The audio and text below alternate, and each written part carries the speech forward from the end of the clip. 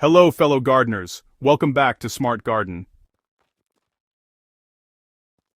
Whether you're just beginning your composting journey or you've been nurturing soil for years, today's guide is going to fundamentally change how you think about decomposition.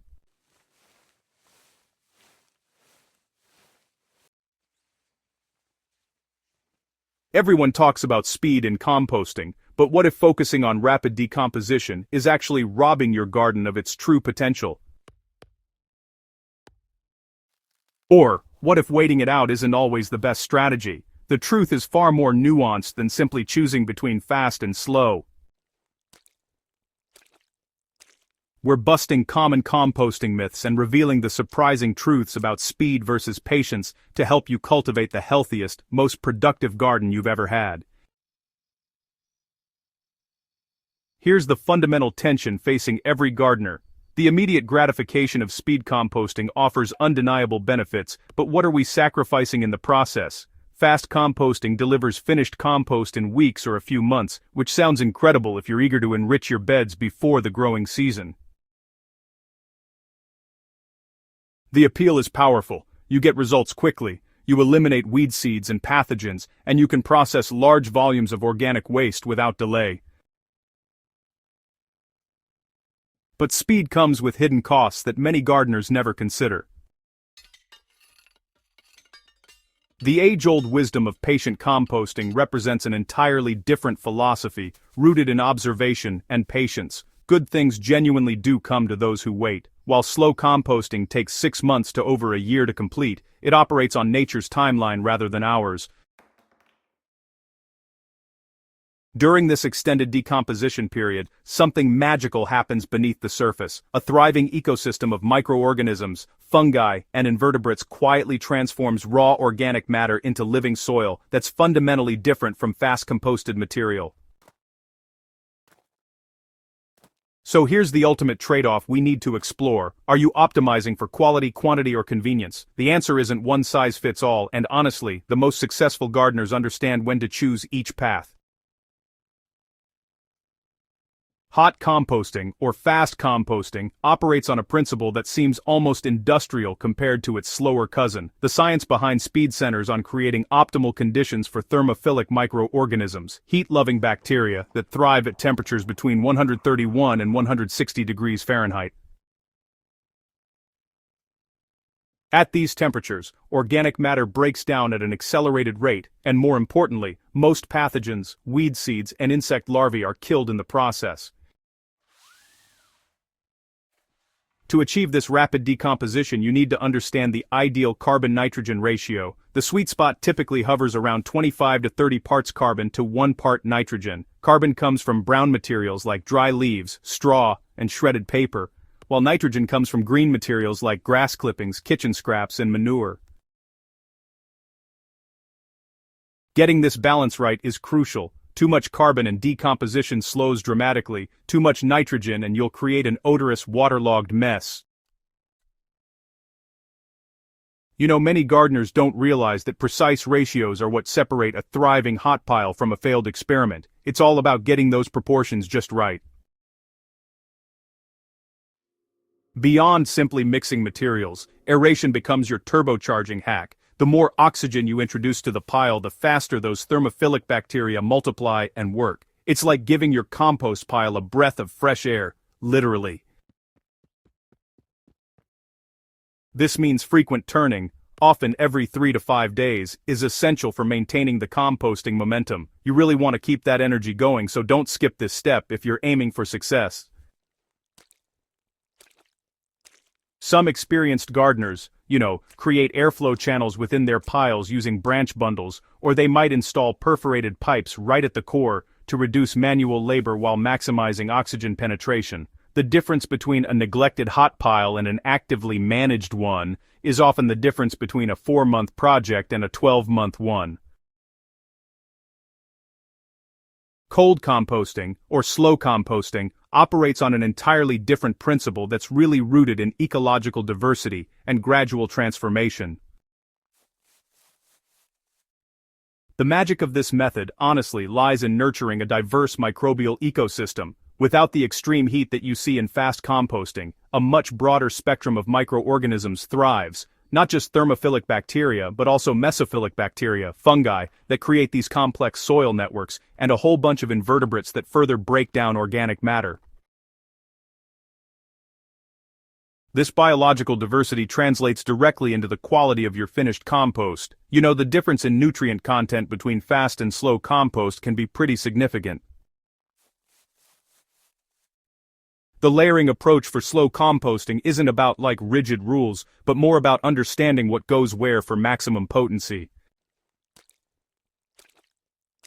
The traditional approach alternates brown and green materials, and it's often described as lasagna composting.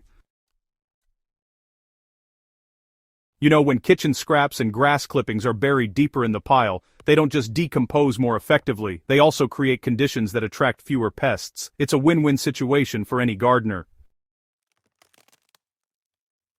Now, larger woody materials, they belong toward the perimeter where, over time, they break down into valuable structure. This intentional arrangement, it creates pockets of optimal decomposition and really helps minimize pest problems. It's a significant advantage over just dumping materials in a heap. The telltale signs of perfectly aged black gold ready for your garden, well, they emerge after patience and proper layering. Finished cold compost, it appears dark, crumbly, and almost unrecognizable from its original materials. And the smell? It's earthy, not sour or ammonia-like. When you squeeze a handful, it should hold together slightly but crumble easily. That's when you know it's just right. Most importantly, it's teeming with life, visible worms, beneficial insects, and microorganisms that will immediately begin enriching your soil. This level of biological vitality is the hallmark of superior compost. Understanding when to choose fast or slow composting is where gardening wisdom meets personal circumstances. Speed compost for hungry annuals makes perfect sense because annuals need rapid nutrient availability during their compressed growing season. If you're starting tomatoes, peppers, or other high-demand vegetables, fast composted material releases nutrients quickly, giving these nutrient-hungry plants the immediate boost they need for vigorous growth. Patient compost, by contrast, serves perennials and long-term soil health beautifully. Perennial plants, shrubs, and trees benefit from compost that builds legacy soil rather than providing quick fixes. The gradual nutrient release, enhanced water retention, and improved soil structure from slow composting create conditions where plants thrive year after year with minimal intervention. If you're thinking in terms of seasons and years rather than weeks and months, slow composting is genuinely superior. The hybrid approach represents perhaps the most sophisticated strategy for versatile garden enrichment. Many experienced gardeners maintain both systems simultaneously. Maybe they run a fast pile to fill immediate composting needs while continuously feeding a slow pile during off-season months. They might use fast compost for vegetable beds requiring quick nutrient boosts and reserve slow compost for perennial borders and landscape beds. This flexibility, honestly, allows you to respond to your garden's actual needs rather than being locked into a single method. You know, understanding the ripple effect really shows how superior compost can transform your entire garden ecosystem. Better quality compost means healthier plants with stronger immune systems, and, well, disease-resistant plants need fewer interventions, which reduces your reliance on things like fungicides and pesticides. Improved compost structure also boosts water retention, so you'll be watering less often and your plants will be less stressed during those dry periods. The long-term benefits go way beyond just yield. They include the overall health, resilience, and sustainability of your entire growing system. Your personalized composting action plan honestly starts with a bit of self-assessment. So, ask yourself, how much organic waste do you generate on a regular basis? How quickly do you actually need compost? And, what are your primary garden goals? If you're dealing with large volumes of yard waste and mostly growing annuals, fast composting just makes sense. But, if your focus is on perennial plantings and you've got patience to spare, slow composting will reward you with genuinely superior results. If you're somewhere in between, embrace the hybrid approach and let your garden guide your composting evolution. You know, the path to garden mastery isn't really about picking one method as being universally better. It's about, well, understanding the genuine trade-offs, knowing your own priorities, and being intentional about which decomposition path actually serves your specific situation. The healthiest gardens, honestly, often belong to gardeners who have mastered both approaches and know exactly when to use each one. Your garden is just waiting for you to unlock its true potential. If this guide has sparked some new ideas about your composting strategy, I'd genuinely love for you to share your approach in the comments below.